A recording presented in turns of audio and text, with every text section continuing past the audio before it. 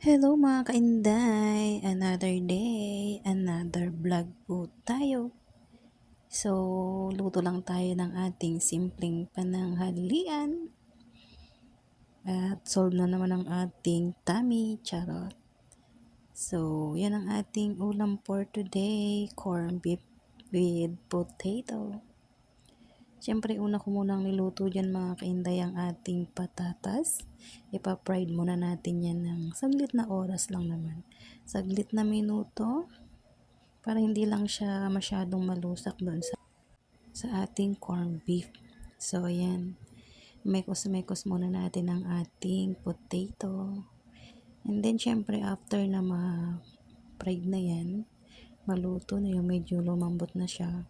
So, hanguin muna natin yan kasi magigisa tayo dyan. Magsusutay muna tayo dyan. So, hanguin muna natin yan. Kailangan natin tanggalin muna yan lahat. Yan. Doon tayo sa tamang proseso. Charot. So, support lang tayo mga kainday para magkaroon ng earnings. Charot. So, ayan na. Magsusutay na tayo dyan ng bawang sibuyas. Sutay, palabasin ng aroma. Gawin nating brown lang ng konti. And then, ilagay na natin yung ating corn beef. So, mekos. Sutay ang corn beef. And then, after nating masutay, ipuput na rin natin or ilalagay na rin natin yung ating pinaried na patatas. So, ayan, i-combine na natin siya dyan. Combine lang natin yan para maluto na siyang mabuti.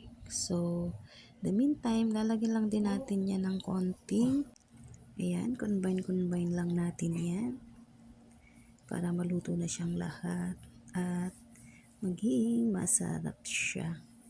Simpleng ulam sa pananghalian.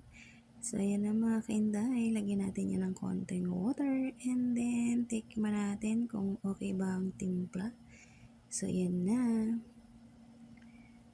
Pwede na yan. Pwede na to.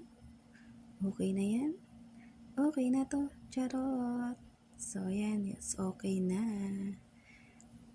Yan, lagyan natin siya. And then, patutuyan pa rin natin yan ng konti. So, bilis lang, di ba? Bilis lang lutuin. Pero masarap din naman yan.